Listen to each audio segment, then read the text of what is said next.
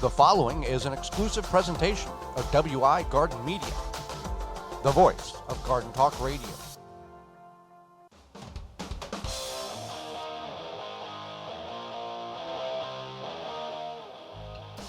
Coming up on the program today, it's all about vermicomposting, as well as we'll go over gardening no matter your body size. Our guest will be founder of ampleharvest.org, Gary Oppenheimer, and we'll answer your garden questions. And that all starts right now. You are listening to the most informationally packed hour of garden-focused radio in the country and on the internet with your host, husband and wife team Joey and Holly Baird. This is the Gardening with Joey and Holly radio show. Welcome to the Gardening with Joey and Holly radio show. Thank you for allowing us to be part of your day. I am your host, Joey Baird. Beside me is my wife, co-host, best friend, and gardening partner, Holly Baird. This program is for you, about you, to help your garden grow better, to maintain your landscape, grow healthier trees, make your grass look greener, as well as preserving what you grow. We thank you for allowing us to be part of your world for the next hour, whether you're listening to us on one of the 15 radio stations in North America broadcasting our program here in 2021, through our radio app, through our parent website, the WisconsinVegetableGardener.com, at the top of the page, the Season 5 tab, in-studio video replay or podcast replay. Thank you for allowing that to happen. There's a couple of ways in which you can get a hold of us. If you would like to speak with us, you can give us a call at 1-800-927-SHOW. That's 1-800-927-7469. If we can't get to you, please leave a message and we will call you back. If you'd rather email us, you can do that as well. GardenTalkRadio@gmail.com. That's GardenTalkRadio@gmail.com. Those are two avenues in order to communicate with us. Got a big show lined up for you. So we're going to talk about vermicomposting, Holly. And vermicomposting is different than composting that most people do in their backyard. Right, and before we do that, do you want to talk about Cousins Compost? Well, Cousins Compost is a sponsor of our program, and they do provide a number of vermicomposting supplies, including their new Royal all-natural worm bedding. You can shop Cousins Compost and use coupon code REDWORM21 and get 10% off your order. So they've got some supplies there in which we will be talking about that you may need in order to vermicompost. Right. So vermicomposting, as you mentioned, is different than just like regular composting. A bin in the backyard turn it in either hot compost or cool compost. Right, so this one, you're having your worm friends help you. So it's a process of composting with worms.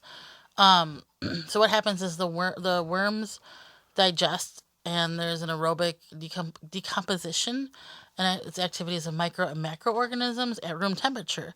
So it's also known as worm composting, and it produces a rich organic soil amendment, and that contains a diversity of plant nutrients and beneficial microorganisms. Worm castings. Worm castings, or the worm waste, whatever you want to call it. Now, before you get excited and you're like, I'm going to go dig up some worms from your backyard. You don't want to use those earthworms. You want to use what are called red worms or red wigglers. Well, I want to back up just for a minute here. And, whenever you compost in the backyard in a bucket or a barrel or on the ground, there's a certain amount of worm activity. However, this is different because we are utilizing the worms as being the composters rather than the heat, the cool, or the greens and the browns in order to do that thing. Right. This is typically done in your home. In your home. Inside your home. In a controlled environment, whether that be your home, your basement, a shed, a garage, something with shelter that is specifically designed. Yeah. Yep. So you want to use the red worms, the red wigglers. And you can get those online. We'll talk about that. But they can double their population within 2 months. So if you do this right, your worms will double their population. So you might ask, okay, do I need special equipment? Maybe you've seen worm composter setups in gardening magazines, whatever. But you don't need special equipment. Keep it simple. Yeah, you can keep it simple. So you can use like a big plastic bin. You can use even just a styrofoam cooler. But there is some maintenance or some things you have to do to those items in order to make it do what it needs to do. Right. You could build something with wood, but if you do that, you don't want to use cedar. So it would be best if you just use like a plastic bin or a styrofoam cooler or something like that. But you do want to put numerous holes on the bottom, and then on the bottom half of the container, about halfway up, just like a couple rows. And then when you do that, you would also put this thing on like stilts or stakes or whatever, to help elevate it elevate all. a little Yeah. bit. Yep. Or if you just have like, some old wood, it doesn't have to be fancy, but just kind of elevate it off the ground. And the reason for the holes is one for aeration and also for drainage as well for the liquids that can potentially come out of the material that you're putting in. And then we'll talk about the castings and how do you extract those in a little bit. But that's the two reasons. Worms got to have air. Just because they live underground, underground has air. Right. And they got to have the right moisture consistency because in the earth, if it's too wet, they go somewhere. If it's too dry, they go somewhere. That's why you don't put worms in a container grow bag on your patio, porch, or deck because 9 times out of 10, they're going to die because the environment is not correct for them. Right. And so it doesn't smell like it shouldn't smell, which If done I think- correctly. right? Yeah. If done correctly, and I think that is probably a question that people might have in their mind, like, is this going to stink? Because you want to keep it in a room temperature area, and that also stays like consistently dark. And you could do a basement, but a lot of people, if they don't want to keep it in their basement, they'll put it like under their kitchen sink, and then I can get that concern. But you would definitely want to have some sort of like drainage pan or something underneath it. Well, it's kind of like when you have a cat. If you do everything right, people don't know you have a cat because there's no odor. Right. Yeah. Very true. So you want to when you get started, what you want to do is, once you have your bin set up, ready to go, then you're going to fill about half of the bin with moist shredded newspapers. And this is going to act as like a filter. Also, just it's something for the worms to live in. Or Cousin's Compost is Royal All Natural Worm Bedding. That will also work. Yeah, that's a good idea. So this will help, and then you want to take a handful of garden soil, which will then help the bin with microorganisms, and it'll provide those worms sand, and they need that sand to do their to help their gizzard grind the food. Their digestive System. Yep. And the neat thing about worms, you're like, well, they'll double their population in 2 months. Well, what do I do then? The neat thing about worms, these red wigglers, they won't overpopulate themselves. Once they get to a population and they know this internally, they'll stop reproducing and they'll just live their happy little life. And that's why you can take another bin and duplicate this and take half that population out, move over and multiply this very quickly and easily and have a lot of worm bins to break down your kitchen waste and your kitchen scraps to good compost. I really like this idea for people who live, even if you live in a hot climate, you don't want to necessarily have a compost pile. But if you live in a colder climate and you're like, what do I do with all my kitchen scraps during winter? It's a really good idea. Right, because we have taken them and just dumped them in the pile and they just sit there. We don't actively turn the pile every 3 days during the winter, and we kind of don't do that in the summer either. But this is a way where you could, and then you could do it, and we'll talk about it. You can take those worm castings and then feed your indoor plants with them. Right. So once you have your bin set up, you got your wet newspaper. You want to add your worms, and you want to purchase those online. Again, red worms or red wigglers is what you want. Not earthworms, because that ain't going to end well. Not night crawlers, whatever. So then you place the bin in a room temperature area, which we had kind of talked about. But when you add your food scraps, you want to make sure you do this minimally. So you don't want to say, oh, here's my banana peel. I'm just going to put it in there. And then 10 minutes later, oh, I cut up this tomato and I got the stem and put in there. Kind of be conscious about it. Maybe do it once a day. Maybe have like a little area where you keep your food scraps, because the worms, once you expose them to light, they don't like that so much, so that they're going to go down deep. It's not the worst thing, but if you take your pills at a certain time of day, do this at a certain time of day. Right. And then when you do that, you do want to bury the food scraps. You don't want to just like toss it to the top. You want to put it underneath that newspaper. And you want to replenish the wet newspaper as needed, because they will eat the newspaper as well. Or if you sift out the castings, then you would refresh with new newspaper. So we're using the newspaper is basically the medium or the soil. We're not like filling the tub half full with potting soil and then we're doing all this other stuff. The newspaper is that medium that they're going to... It's like their home, kind of. Right. They're going to live in that wetted newspaper. Yeah. It's not going to hurt them at all. Right. That's the soil, essentially, what we're working with. Yeah. And keeping it covered in the food scraps should keep it moist enough, but if you have to, you can always spritz it with some water, or yeah, whatever method you want to figure that out. And then a lot of people, there's seems to be no fancy way to separate out the worm castings. I'm sure you could probably Google and see if you can find an easier way. But you simply just take and just dump your bin out on some newspapers, and then you just sift through, and then you get your worm castings separated from the rest. Well, the other way you can sort out your worms, if you're, let's do a little description here. If your tub is 18 inches width, or right to left, and 12 inches front to back, if you feed your worms new scraps, put them on one side of the bin, and then you can harvest the castings out of the other side of the bin, and you'll get less worms, because you got to wait a little bit for all of them to migrate over to eat the new stuff you put in. But that's another way in which you can separate the castings out. And there's also ways in which you can twist you can make a little device in which you can sift it through the bottom into a pan, that type of thing too. So there's many different ways in which to get the castings, but the castings can feed your indoor and outdoor plants. It has a beneficial property in it which helps fight off bad insects, especially aphids. When this bacteria is uptaken into the plant system and aphids begin to suck the juice out of the plant, the aphids absorb this item and they begin to dissolve from the inside out. So this will work on the indoor plants as well as your outdoor plants. So one thing I do want to mention is that it's not uncommon to lose an entire colony. Obviously, this is something you want to prevent, but it happens to even like the most experienced worm farmers. So that could happen. So if you feel like, oh, I failed, my worms died, I lost my colony, whatever, it's okay, it happens. So just keep that in mind. Like failure could possibly be a part of this. So with that being said, one thing is not a failure is Walton's Incorporated. Whether you're going from animal to edible or you need some seasonings for your cooking, they have everything but the meat. Yeah, our radio show, the Garden with Joy and Holly radio show, is brought to you today by our sponsor, Walton's Inc. Listen, we know you care about where your food comes from, and canning, preserving your fruits and vegetables is great, but what about the meat? At waltonsinc.com, you can get all the equipment, seasoning, and supplies to make sausage, jerky, and any other meat product your way to your high standards. Do you want to make snack sticks that people will actually like? Walton's created meatgistics.com. It's an informational website to help you find the best finished product. Walton's even has a full line of their own meat grinders, mixers, and sausage stuffers to help you go from animal to edible. That's waltonsinc.com or meatgistics.com.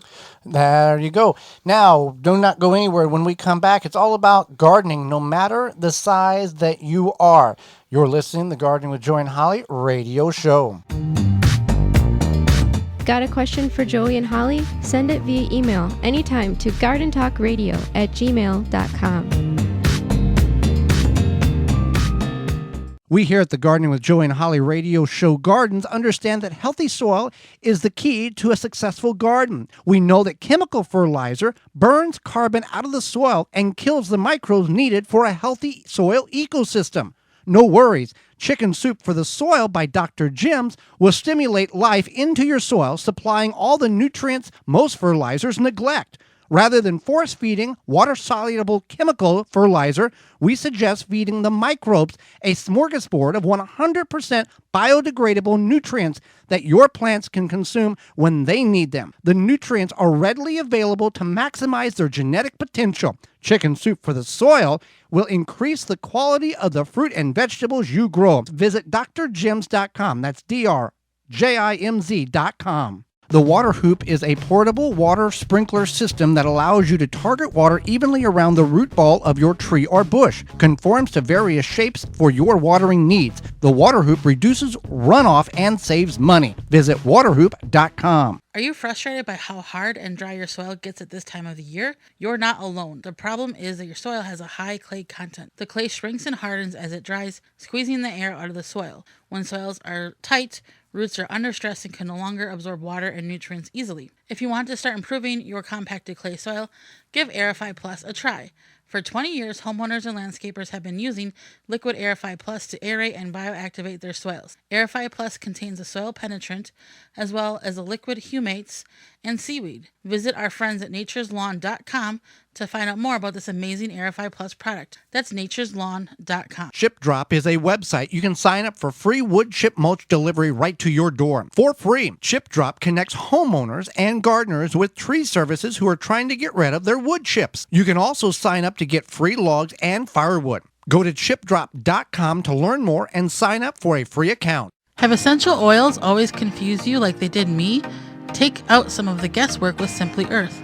The Simply Earth Essential Oil Recipe Box will help you gain confidence and clarity in using essential oils to help make your home toxin-free. Here's how it works. You receive the recipe box with 4 pure essential oils, 6 recipe cards, and extras. Then you learn how to use your essential oils while making the recipes created by certified aromatherapists. Clear and concise step-by-step directions. Save money and detoxify your life. I got to make fun products that will detoxify my home while also learning safe ways to use my essential oils. The best part is these oils don't break my budget. Simply Earth's essential oils are 100% pure and come from the best farms from all over the world. Using essential oils to support your wellness doesn't have to be overwhelming. My home is one step closer to being toxin-free because I made the wax melts and more with the Simply Earth Essential Oil Recipe Box. Visit simplyearth.com to find your recipe box and more. The Gardening with Joey and Holly radio show is brought to you by the following: Simply Earth, Seed Savers Exchange, Quick Snap Sprinklers, Water Hoop, Timber Pro Coatings, Bloomin' Easy Plants, Pomona Universal Pectin, Ivy Organics, Tiger Torch, Happy Leaf LED, Seedlink. Find all sponsors at the WisconsinVegetableGardener.com and thank them for their support. Welcome back to the Gardening with Joey and Holly radio show. Thank you for allowing us to be part of your world for the hour this day. If you have gotten rain, well, good for you, but there's probably not enough rain, and we are still in our portion of the neck of the woods dealing with drought. Tree Diaper can help us with that in many parts of the country, if not all the parts of the country. That's correct. Tree Diaper is a revolutionary watering system that slowly releases water around the base of any tree or plant as the soil dries. We've got them in our garden. Yep. Tree Diaper is filled with water from rain or when you water and slowly releases water over 3 weeks. Every time it rains, Tree Diaper recharges. No pipes, hoses, or electricity needed. Water your plants and trees whether they're by the house, down the road, or in the back 40. Also works under mulch. Whether you're a first-time gardener or advanced, Tree Diaper will improve the way you water your plants. This is made in the USA. You can find all the sizes they have available at treediaper.com. You want to see how they operate? Go to our parent website, the WisconsinVegetableGardener.com. Upper right-hand corner, you see the little magnifying glass. Type in Tree Diaper, one word, and the video will pop up, and you can see how they look and operate in our garden. Well, Holly, let's talk about operating in our garden when it comes to people of multiple sizes. Right. So I just want to talk about this because I myself am not slim and trim. I am a larger bodied human. And I think that it's important to know that people of all sizes and abilities can definitely garden. Sometimes you may have to think about how you can essentially help yourself, but there's a lot of tips or tricks. So And people have reached out to you on your Instagram account, which is called The Fat Gardener, and asked you how you do certain projects or activities in the garden because of your stature. right? And this is one thing I wanted to talk about. And there is no shame in having to maybe make the garden work for you or what have you. So I think the biggest thing is just to think about how you can help yourself. Maybe you're gardening in the ground and you're like, this is very taxing. Maybe that's not for you. So you could look into an alternative way, whether that be raised beds, elevated raised beds, some containers.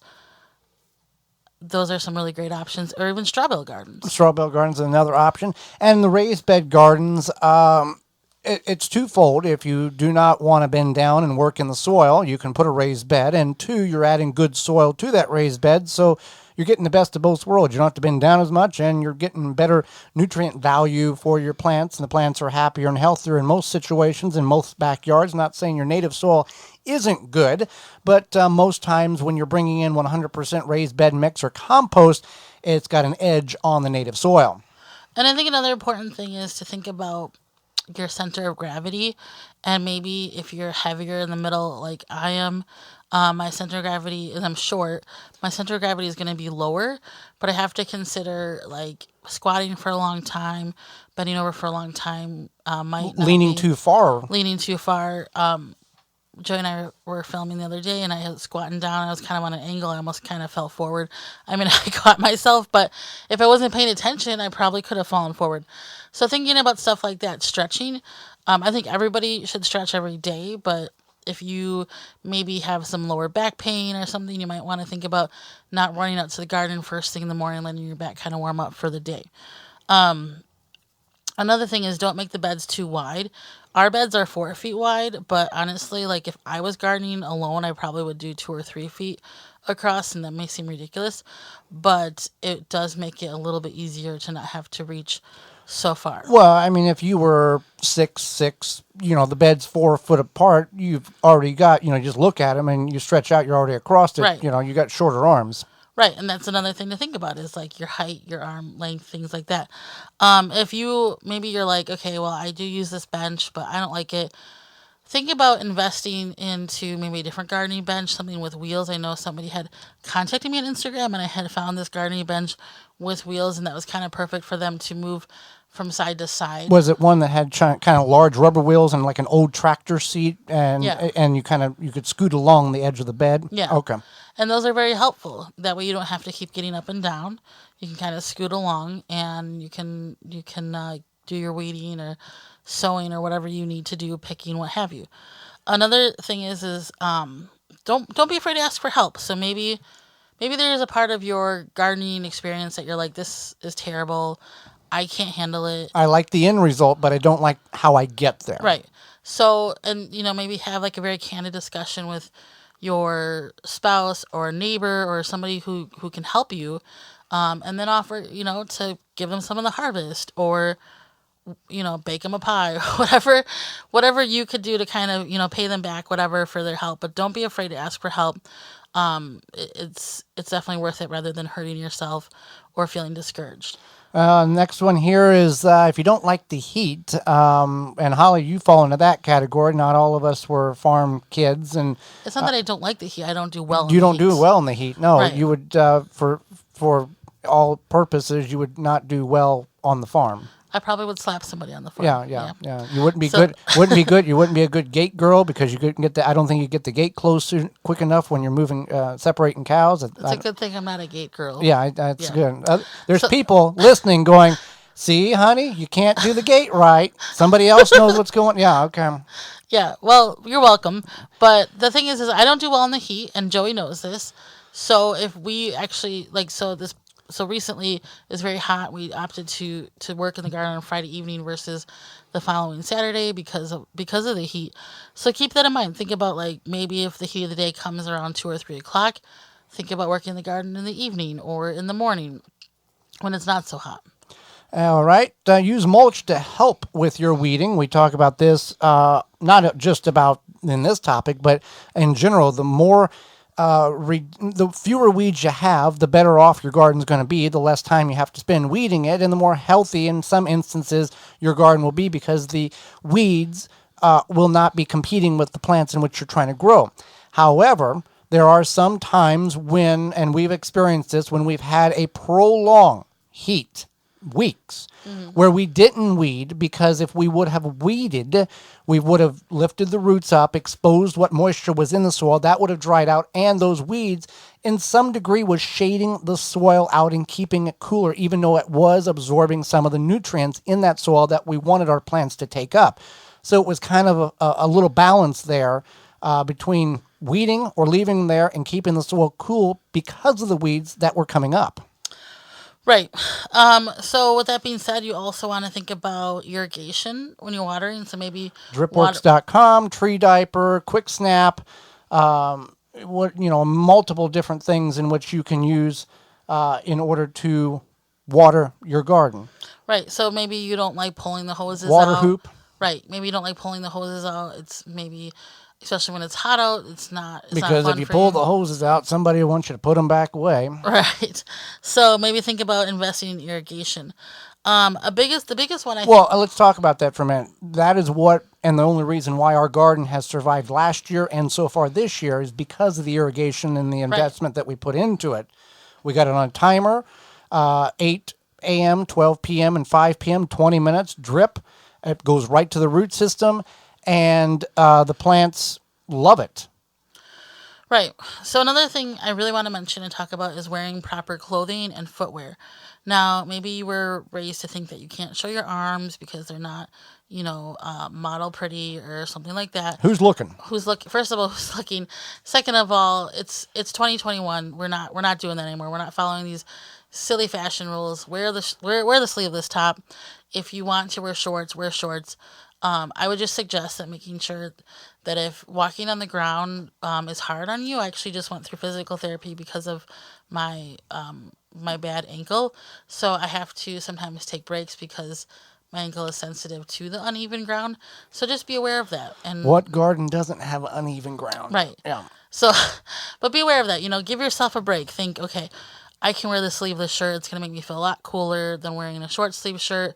And it's okay. It's okay that I don't have the perfect arms. Or maybe you want to find a nice garden hat. I found a nice garden hat and it happens to be a quote unquote men's hat, but who cares? It makes my You do head. have a larger I do have head. a larger head, yes, Yeah. but it allows for my head to breathe, and that's what's important. So you want to keep that in mind. Is that maybe think outside the box and just accept the fact that it's okay. It's okay to wear what you need to in the garden to make it an enjoyable experience for yourself. Well, maybe some people choose and want to grow outside and do grow outside to a certain level, but maybe inside you have a room or an area of your home in which you can set up a grow system, Happy Leaf LED grow light, couple of grow bags from rootmaker.com.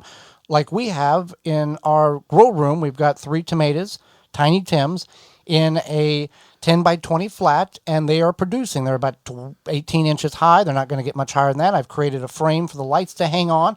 Now, it's nothing to the point where, we've got 7 pounds of tomatoes we got to do something with. These are cherry and grape-sized tomatoes, but it's enough in order for you to consume, here and there type of thing. Right. But it certainly can be done on a very low budget.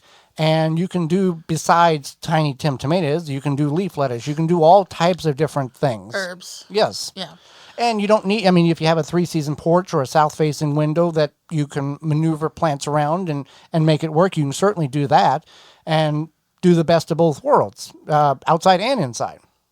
I would definitely recommend that, especially if you want to expand your gardening knowledge. Sometimes it's fun to grow indoors year-round. If you want to see our system, you can go to our parent website, the WisconsinVegetableGardener.com, and just scroll down on the main page. You're going to see indoor Tiny Tim tomato setup or something it's called of that. It's a nice little video that we show what we've got and how it's working. So in conclusion, just keep in mind that whatever you need to do, there's no shame in having to ask for help, using a garden bench, or using whatever you need to help yourself enjoy your time in the garden. Those Japanese beetles are working their little tails off in order to eat our vegetation. So summer is in full swing. It's hot outside, and those Japanese beetles are already in the garden tearing things up.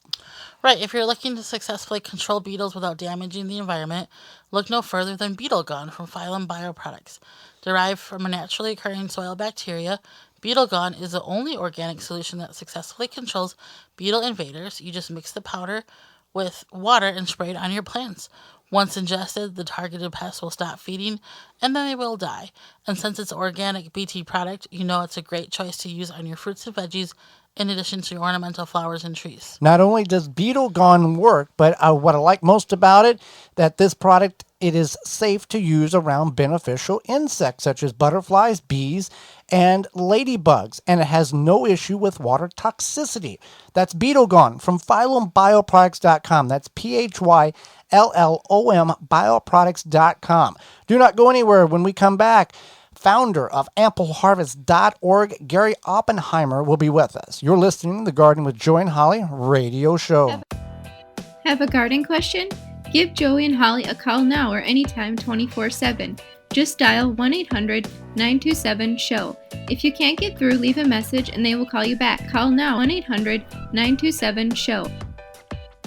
This week's garden tip is brought to you by Yard Glider, the cart without wheels, loads without lifting, hauls more, dumps faster, built to last, and built for hard work. Multiple sizes available at yardglider.com. That's yardglider.com. Harvesting your tomatoes can be somewhat tricky if you are not familiar with the ripening process. Tomatoes from flower to fruit typically take 20 to 30 days. Tomatoes ripen from the bottom up. And if you have problems with tomatoes getting eaten before you pick them, look underneath the tomato. If you can see pigmentation changing, you can harvest it early, set it on your windowsill, and within 3 days, they will be as ripe as they are on the vine. This week's garden tip was brought to you by Yard Glider, the cart without wheels, loads without lifting, hauls more, dumps faster, built to last, and built for hard work. Perfect for homeowners, arborists, hunters, landscapers. Pull it behind an ATV, a lawnmower, or pull it yourself. Multiple sizes available at yardglider.com. That's yardglider.com. Protect your plants against damage with the 3-in-1 Plant Guard and Special Blend Fertilizer. Visit ivorganics.com. Straight from the farm, field, and briar patch, Piper and Leaf Artisan Tea is a tea like you've never imagined it. Get our award-winning tea delivered right to your front door and become part of the Piper and Leaf family. Free shipping over $75 at piperandleaf.com. Deer Defeat is an all-natural repellent to keep deer, rabbits, and groundhogs away from your precious plants. Deer Defeat protects your plants day and night, dries clear, and odorless. It will not clog your sprayer. Deer Defeat works for 30 days through rain, snow, and freeze. Safe, effective, and works on rabbits. Money-back guarantee. To purchase, go to deerdefeat.com and use code RADIO to save 10% on your order. Deer Defeat. It can't be beat. You move your lawn sprinklers all over the yard, but you always end up putting them in the same spots. Why not just bury them there? Out of sight, always ready to use, pre-adjusted to water the precise areas you want. Quick Snap Sprinklers makes it easy. In-ground sprinklers without the hassle or expense of laying pipe. Put the sprinklers anywhere in your lawn or garden. Snap on a hose to supply the water. Water on, it pops up. Water off, it drops below ground. You can mow right over it.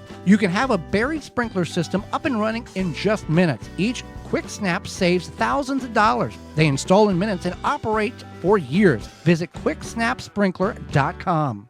CousinsCompost.com offers a full range of compost and vermicomposting supplies, including the new Royal All-Natural Worm Bedding. Shop Cousins Compost for composting worms, worm castings, indoor and outdoor worm bins, and compost bins. Use coupon code REDWORM21 for 10% off your order at CousinsCompost.com. Tired of dealing with bugs but don't want to use harmful chemicals to repel them? Naturally Green No More Bugs is all natural and plant-based. No more chemical bug repellent. Use it around your home and on you, indoors and out. DEET-free and will not stain. Repels mosquitoes, ticks, fleas, roaches, ants, flies, and more. No More Bugs is the answer to what is bugging you. Stop using harmful chemicals and use what is safe for you, your family, pets, and the environment. For more information, visit natgreenproducts.com. natgreenproducts.com.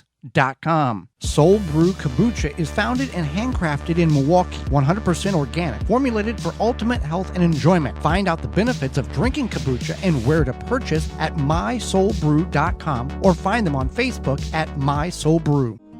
The Gardening with Joey and Holly radio show is brought to you by the following: Blue Ribbon Organics, Naturally Green Products, Ironwood Tool Company, Easy Step Products, Rinse Kit, Soul Brew Kombucha, Wild Delight, Rykon Vitova, Chip Drop, BaleBuster.com. Find all sponsors at the WisconsinVegetableGardener.com and thank them for their support. Welcome back to the Garden with Joey and Holly radio show. Happy you're with us today. If you got problems with Japanese beetles, well, Rescue has a trap that will fix or detour or eliminate the problem in your garden. Japanese beetle traps, when used properly, draw beetles away from your plants and trees. The trick is to hang them 30 feet from the plants you want to protect. That way you lure the beetles away from areas where they cause damage and trap them. Rescue Japanese beetle traps are the only traps with a controlled release lure that lasts the entire beetle season. Their extra large bag of is welded directly to the trap and stays put even when it's full of beetles. And the Rescue Japanese beetle trap is the only way to trap it with a reusable bag that opens and closes at the bottom. So you can dump the beetles out empty and keep trapping them with the same trap. You go to rescue.com, made in the USA. Again, that's rescue.com. Holly, let's go to the hotline and bring in our guest for this week. Gary Oppenheimer is the CEO and founder of ampleharvest.org, and we are going to learn more about this unique and important organization. Welcome to the program, Gary. Thank you very much. I'm thrilled to be here with you. Thank you. Well, we appreciate you taking time out of your busy schedule, not only to educate Holly and myself, but all of our listeners. And let's just start with it right off the bat. What is ampleharvest.org? Ampleharvest.org is a now 11-year-old nationwide nonprofit. It's the only program of its kind in the country, and it's set out really to solve two distinct problems simultaneously. One is to enable America's home and community gardeners to be able to donate their surplus harvest to one of nearly 9,000 local food pantries across the country. On the other hand, it's also the only program in the country that enables food pantries across America to receive locally grown fresh food without needing to buy costly additional refrigeration and storage. So we're solving two problems at the same time. Gardeners who had too much food, it was going to waste, they can now donate it. And food pantries that didn't know they could accept the food and didn't have the capacity to accept it. Ampleharvest.org addressed both of those simultaneously on a nationwide scale. Well, that's very interesting. How did you create ampleharvest.org? Where was the aha moment? There are probably two I will speak of. One was when I was a child, and my family inculcated with me with finish what's on your plate. Kids are starving in Europe. I learned about not wasting food. That was one thing. By the way, that was back in the 1950s, but that was one. But the other thing was that I was running a community garden here in the town of West Milford in northern New Jersey. The people in the community garden were kind of frustrated with the food that was left over at the end of the season, people overwhelmed, food going to waste, whatever. And I had suggested if we're going to have an ample harvest, the least we could do is get it to hungry people. People loved it. We started putting a local program together. There are many other local programs like that across the country where people do gleaning. But the aha moment occurred in March of 2009 when I went online and found that when I went looking for food pantries, Google said the nearest one was 25 miles away in another town, and I knew my town had several. I'm one of the pioneers in electronic communications going back to the 70s and 80s, and I realized if I am having a problem making this connection, so is every other gardener. And I sat down, woke up the next morning, sat down, put an outline together of what I thought a solution would look like in terms of educating gardeners and enabling food pantries to receive the food by way of a custom directory. And it all came together in one 4-hour session. Put it together, looked at it, said, this is something worth doing. I found two volunteers to help me. One was a brilliant woman who was a web designer. Another one was a gentleman in New Jersey who helps with data engines. And over the course of the next several weeks, we took my vision and turned it into a website. And then in mid-May 2009, ampleharvest.org was launched. And I knew that I hit something on target because in 150 days, more than 1,000 food pantries across America signed up and said, we want to be a part of this. And at that point, it wasn't a nonprofit. It was an aging geek with a really good idea. Eventually, I incorporated into a 501c3 nonprofit in April of 2010. And a year later, I'm at the White House with the President and the First Lady. I'm a CNN here, and all these other things quickly took off. We built up a staff, but basically it was born around a discussion in a community garden in northern New Jersey. Well, and here's the thing. People, when you see people, you don't know that they're hungry. They don't wear a sign that says, hey, I've got a big house, but I don't have any food. Actually, not only is that correct, I'm going to take it a step further. The heart of ampleharvest.org isn't a hunger program in the traditional sense. People basically in America are not starving to death. They're malnourished. The country's exceedingly well fed but malnourished. What we're trying to do is get an improved nourishment into the food pantry system so that people have the opportunity to get those fresh zucchini, tomatoes, whatever, instead of jars and cans and boxes, highly processed food. So this really dramatically changes the health quotient of the millions and millions of people that temporarily or longer term need to use a food pantry. Cisco Systems, the internet company, not the food company, did an analysis a couple of years ago, and they determined, and this number is really, really big, they determined that if every gardener in America, by the way, these are pre-pandemic numbers, but if every gardener knew that he or she could donate food, and if every food pantry in America was a part of ampleharvest.org, that end game, the nation's health care costs would drop $58 billion a year. Reductions in obesity, diabetes, hypertension, etc. Just because the gardeners across America have the opportunity to do what they've always wanted to do, which is share their surplus harvest with a local food program. That's definitely very amazing. Now, food waste is a real problem in the USA and any developed country. How much food do Americans waste per year? I'm going to speak to the garden produce stuff because the numbers on the the whole farm to table stuff, it's a staggering amount of food. But and forgetting what the USDA and ReFed and everybody else says about overall food waste, gardeners alone there's another 11 plus billion pounds of food wasted in home and community gardens on top of the national statistics. It's a huge amount of food. It not only affects the hunger and nutrition, it actually affects climate change because the food waste is one of the key contributors to climate change around the globe. Reduce the waste of food, you reduce climate change. And you're doing good on a sustained basis for the community and the country. Okay. So we are talking with Gary Oppenheimer from ampleharvest.org. So why do home gardeners end up with so much food waste, and how could that be prevented? I don't think it can be prevented from the standpoint that we all, and I'm speaking myself as a gardener, come March and April, we're typically planting more than we can possibly eat. We're all eager to get out. We're all eager to get the seeds and the seedlings in the ground. There's also the reality that not everything you plant is going to grow, or some animals are going to eat it, so you plant more than you need. But the other issue is that many of the things we grow all ripen at the same time. So all your tomatoes are coming at the same time. All the zucchini, you can't handle that much food. So the problem isn't that there's too much food, it's too much food in too short a period of time. And that's the opportunity for the gardeners to say, I've got more tomatoes than I can use, let me donate it. That means I eliminate the waste of food. I've grown as much as I want. I have plenty for my dinner table, and the rest goes to hungry families. So you're not going to try to prevent it. As a matter of fact, our data shows that gardeners, once they know they can donate, if they have the space, 2/3 will enlarge their gardens deliberately for donation. So we're changing the story from the waste of food to the opportunity to nourish the community and the country, all by simply patching into the fact that a gardener has a passion to do something good and the produce with which to do it. Well, how can people like Holly and myself and our listeners find a pantry with the fresh harvest to receive it? What do we need to do? How can we find them? Perfect. Great question. Visit www.ampleharvest.org, and under the grower menu, you're going to find a pantry. You put in your zip code, and up is going to come a listing of a bunch of food pantries in your neighborhood that have all signed up to receive the fresh food.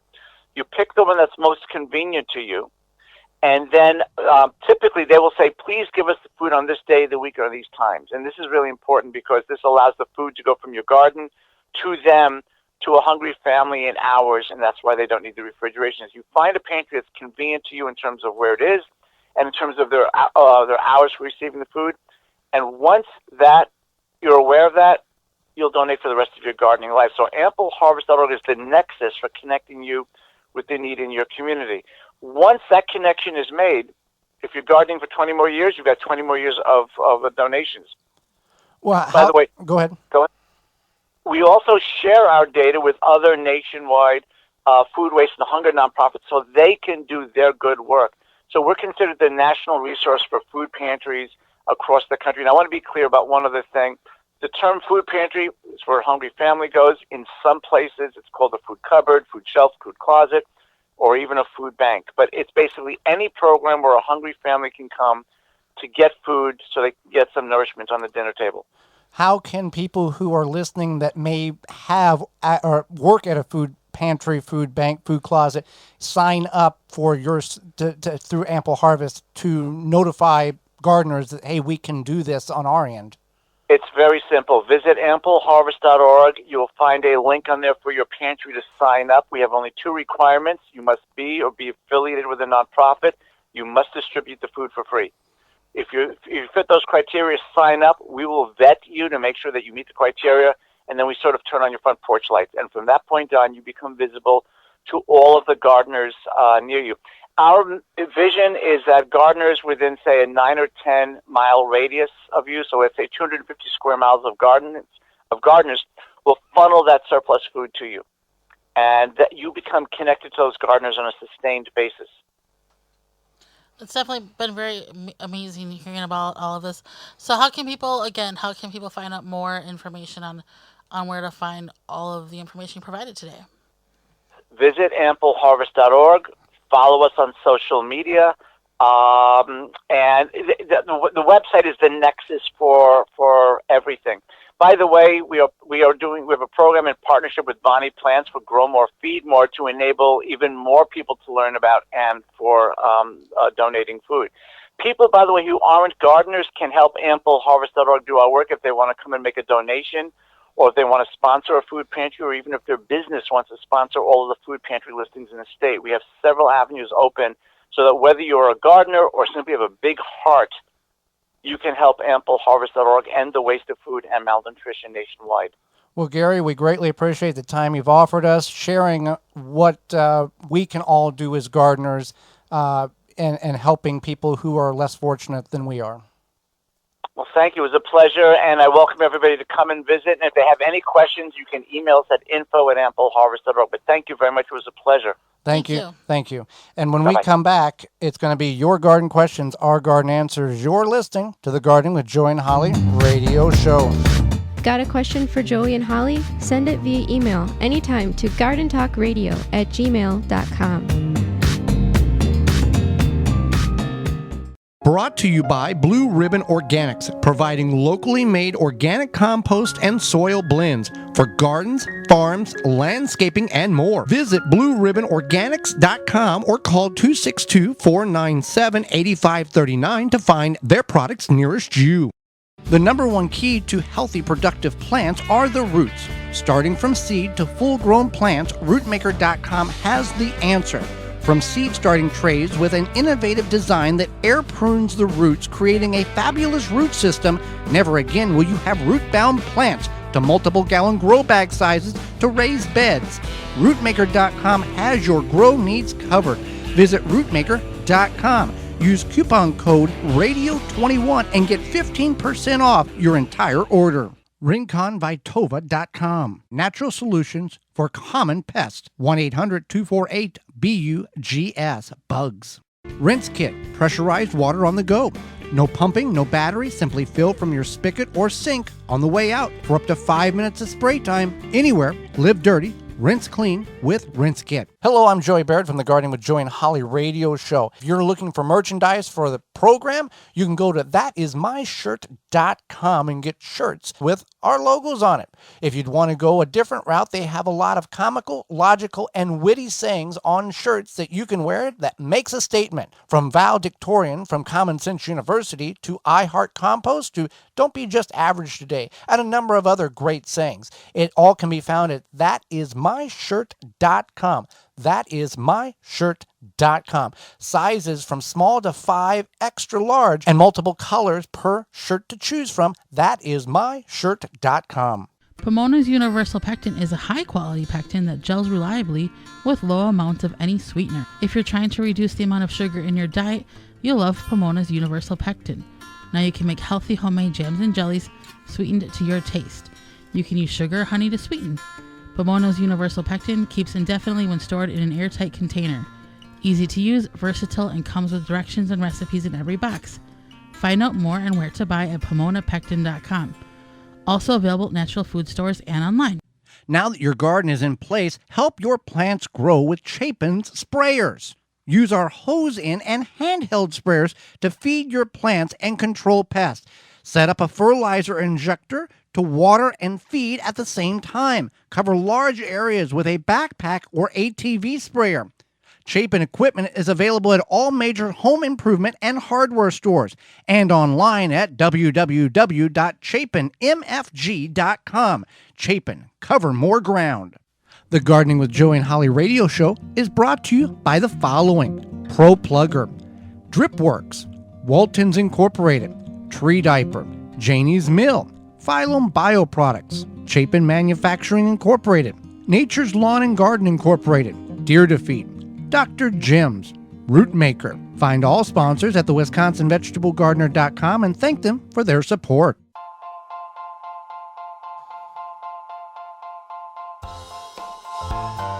Welcome back to the Gardening with Joey and Holly radio show. Thank you for being with us today. You got a question, it's question and answer time now. If you've got a question, you can certainly submit that over to us to get that question answered. You can do that by emailing us at gardentalkradio@gmail.com. That's gardentalkradio@gmail.com. Or if you'd rather talk to us, you can jam your fingers in your phone and give us a ring-a-ding-ding at 1-800-927-SHOW. That's 1-800-927-SHOW. You want some numbers on that? That's 1-800-927-7469. I had a number of questions come in this week, Holly. Let's see what we can get through to the top of the hour. Can I trim my zucchini plant and can I tie them up? I have a raised bed and they're really just taking over. And also, can I trim my radishes? Okay, first of all, radishes you cannot trim. Radishes will take 30 days to reach maturity. As the day lengths are longer now and the temperature is warmer, they're going to seed. They're going to put flowers on, have a vertical center growth, and put pods on that are edible until they begin to change color. And they taste just like the bulb. And if you're in that position, you can save those pods, let them dry on the vine. They'll turn into a very brittle, brown, styrofoamy-like texture. And each pod will contain 5 to 7 seeds, and you can plant those for fall or next spring. Or what we've done a couple of years in a row is just let them go naturally, and they seed themselves voluntarily. And then in the spring, we have a whole patch of radishes that we have not planted that come up when nature says it's time for you to grow. On the zucchini, you can tie it up. I wouldn't use a tomato cage. I would use a stake, and you can gently bend that plant and allow it to grow vertically. You can cut some of the damaged or discolorational leaves off along the main growth stem. But other than that, you should be able to maximize a little more space by growing them vertically. There's a lot of different techniques online that will work. But the key to this, wherever you're at, however you're doing this, be very gentle. You snap the plant off, you've killed the plant. So put the stake and gently twist that or bend that thing up. And if you think you're bending too much, stop and try to readjust. All right, next question, Holly. Can I reprocess chicken broth? I had one jar that did not seal. I didn't get the cap on straight. I assume the band, and it didn't. The lid didn't seal. I put it in the fridge, and can it be reprocessed in a few days? Well, I wouldn't wait a few days. I would reprocess it as soon as you can. But you want to leave it at room temperature, or you want to, if it's in the fridge now, you want to bring it out, make it room temperature, and then you can start your canning process. But I wouldn't wait a few days. I would immediately reprocess it as once it's room temperature, whatever that means when it comes to the canner, or maybe if you want to leave it overnight and do it the next day, but don't leave it for a few days. Okay, with people who are canning, whether for the first time or the second time, years, what is the rule of thumb on these jars that do not seal? And is there certain things which it's not advisable to reprocess it? I'm thinking pickles may be one of them because the more heat you put to them. Can you elaborate on that a little bit for us? Right. So pickles, definitely you don't want to necessarily reprocess because they're going to get typically kind of mushy. Same thing with jam and jelly, because that process of making the whatever gel up, reprocessing it might make it watery or it might make it tough. So jam or jelly, you don't want to reprocess, but everything else you pretty much can. You just want to do it within like 24 hours. What is, and I assume this person indicated that they didn't get the band on correctly to seal that flat portion, which is the lid.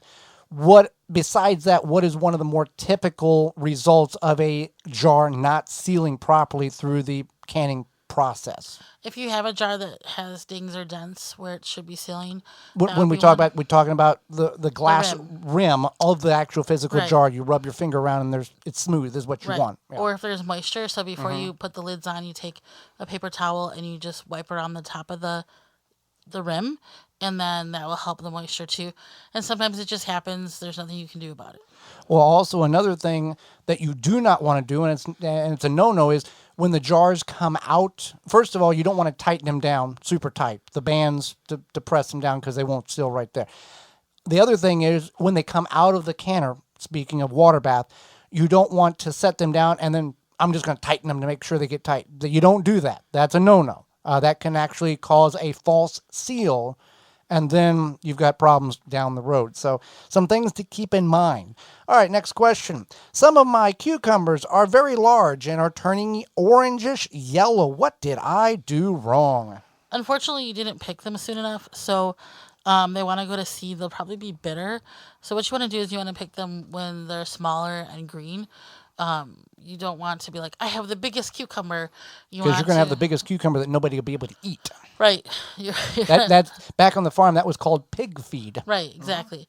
So yeah, you want to harvest them when they are like the normal cucumber size for whatever they should be. And you don't have to harvest cucumbers when they are the store size, 7 inches long and 1 inch diameter. You can harvest them when they're baby cucumbers too. You can harvest them early, and the frequency of harvesting will encourage the plant to continue to produce more cucumbers.